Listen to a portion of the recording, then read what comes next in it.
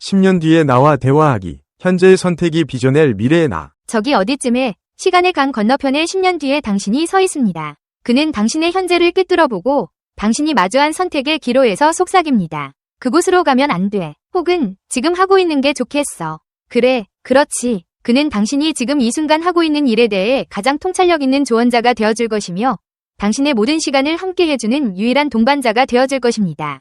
10년 뒤에 당신은 선택 앞에서 갈팡질팡하는 지금의 당신에게 무엇이 최선의 길인지를 명확히 가르쳐줄 수 있는 존재입니다. 이러한 상상은 단순한 공상이 아닙니다. 무슨 일을 하건 10년 뒤에 당신은 지금의 당신이 선택한 결과라는 엄연한 사실을 우리는 결코 잊어서는 안 됩니다. 오늘 그리는 그림이 10년 뒤 당신의 모습이 될 것이며 오늘의 노력이 미래의 당신을 빚어낼 것입니다. 오늘의 당신을 만든 것은 누구입니까? 바로 과거의 당신입니다. 그렇다면 오늘의 당신보다 더 나은 10년 전에 꿈꾸었을지도 모르는 그 모습이 되기 위해 당신은 얼마나 최선을 다했습니까?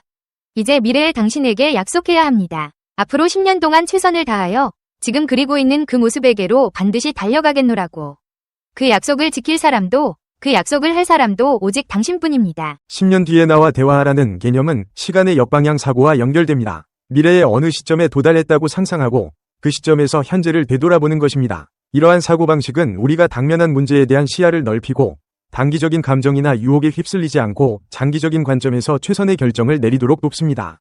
마치 체스 선수가 몇 수 앞을 내다보며 현재의 수를 결정하듯이 미래의 나의 시선으로 현재의 선택들을 평가하는 것은 지혜로운 삶의 전략입니다. 심리학자들은 이러한 미래 자아와의 연결이 목표 설정과 자기 통제에 긍정적인 영향을 미친다고 말합니다. 사회인지 이론의 창시자 엘버트 반도라는 인간이 자신의 미래를 예측하고 그에 따라 현재 행동을 조절하는 능력이 있음을 강조했습니다. 미래에 내가 겪을 후회나 만족을 미리 예상함으로써 우리는 현재의 충동적인 욕구를 억제하고 장기적인 이득을 위한 선택을 할 수 있습니다. 타임 트래블러의 아내와 같은 소설에서 주인공이 미래와 현재를 오가며 삶의 의미를 깨닫듯이 미래의 나는 우리에게 삶의 방향성을 제시하는 가상의 멘토가 될 수 있습니다. 빅터 프랭클은 그의 저서 죽음의 수용소에서 삶의 의미를 찾는 것이 얼마나 중요한지 강조했습니다.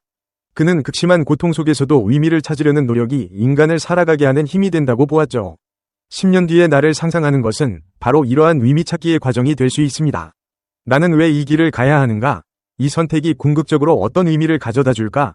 와 같은 질문은 현재의 행동에 대한 동기를 부여하고 단순히 순간의 쾌락을 좇는 것을 넘어설 수 있게 합니다. 미래의 시점에서 현재를 조망함으로써 우리는 자신의 삶에 고유한 의미를 부여하고 그 의미를 향해 나아갈 용기를 얻게 됩니다. 프랭클이 말했듯이 인간에게 남아있는 마지막 자유는 주어진 상황에서 자신의 태도를 결정하는 것입니다. 10년 뒤의 나를 통해 현재의 태도를 재정립하는 것은 바로 이 자유를 행사하는 가장 강력한 방법 중 하나입니다. 인생은 끊임없는 선택의 연속입니다. 매 순간 내리는 크고 작은 결정들이 모여 우리의 현재를 이루고 이 현재의 합이 곧 미래가 됩니다. 오늘 심은 씨앗이 내일의 열매가 된다. 는 말처럼 지금 당신이 뿌리는 노력, 인내, 학습의 씨앗은 10년 뒤 당신의 삶이라는 나무에서 풍성한 열매로 맺힐 것입니다. 반대로 게으름, 나태, 회피의 씨앗을 뿌린다면 그에 상응하는 쓸쓸한 결과만을 거두게 될 것입니다. 실존주의 철학자 장폴 사르트르는 인간은 자유롭도록 저주받았다고 말했습니다. 이는 우리가 자유롭기 때문에 자신의 모든 선택에 대해 전적인 책임을 져야 한다는 의미입니다. 우리의 삶은 그 어떤 초월적인 존재나 운명에 의해 미리 결정된 것이 아니라 우리 자신의 선택과 행동의 총합이라는 것이죠. 10년 뒤의 나는 바로 이러한 현재의 선택과 행동이 축적된 결과물입니다. 그러므로 우리는 자신의 삶을 주체적으로 선택하고 창조해 나가는 존재로서 현재의 선택에 대한 책임감을 잊지 말아야 합니다. 이 책임감은 때로 부담스럽게 느껴질 수 있지만 동시에 우리에게 삶을 능동적으로 변화시킬 수 있는 강력한 힘을 부여합니다. 알베르 카뮈의 시지프 신화는 삶의 부조리함을 이야기하면서도 그 부조리함 속에서 자신의 삶을 긍정하고 끊임없이 돌을 굴려 올리는 시지프의 모습에서 의미를 찾습니다. 우리의 선택 또한 마찬가지입니다. 때로는 그 결과가 예상과 다르거나 노력에 비해 보상이 미미할 수도 있습니다. 하지만 중요한 것은 그 과정에서 우리가 무엇을 배우고 어떻게 성장하며 어떤 의미를 찾아내는가입니다. 10년 뒤에 나는 현재의 당신이 짊어진 선택의 무게와 그 책임을 어떻게 받아들이고 헤쳐나갔는지에 대한 증거가 될 것입니다. 자신의 삶에 대한 주도권을 가지는 것, 그것이 바로 자유로운 인간으로서 마땅히 취해야 할 태도입니다. 물론 미래의 나에게 닿는 길은 순탄하지만은 않을 것입니다. 선택의 기로에서 갈팡질팡하는 혼란, 예측 불가능한 변수들, 그리고 실패의 좌절은 피할 수 없는 삶의 일부입니다. 세상을 바꾸려 하는 자는 실패하고 자기를 바꾸려 하는 자는 성공한다. 는 통찰처럼 외부 환경을 통제하려는 노력은 종종 무력감으로 이어지지만 자신의 내면을 성찰하고 태도와 행동을 변화시키는 노력은 강력한 긍정적 효과를 가져옵니다. 긍정 심리학자 칙센트미아이는 몰입에서 도전과 기술의 균형이 몰입이라는 최적의 경험을 낳는다고 설명합니다. 10년 뒤의 나를 향한 여정은 이러한 도전의 연속입니다. 실패를 두려워하지 않고 새로운 것을 시도하며 불편함을 감수하고 끊임없이 자신을 발전시키는 과정은 결코 쉽지 않지만 그 속에서 우리는 삶의 진정한 의미와 성장의 기쁨을 발견할 수 있습니다. 율곡 이이와 같은 역사 속 선구자들이 겪었던 고뇌와 좌절 속에서도 자신만의 방식으로 의미를 찾고 시대를 개혁하려 노력했던 것처럼 우리도 자신의 한계를 인정하면서도 끊임없이 노력하고 덕행을 쌓는 자세가 필요합니다. 인생은 도토리 키재기라는 겸허한 인식은 겉으로 보이는 재능, 지위, 명예의 차이가 아무리 크다 할지라도 인간이라면 누구나 겪는 보편적인 고뇌와 한계, 그리고 죽음 앞에서 그 차이는 무의미해진다는 것을 일깨웁니다. 10년 뒤에 나 또한 이러한 보편적인 인간의 고뇌를 공유할 것입니다.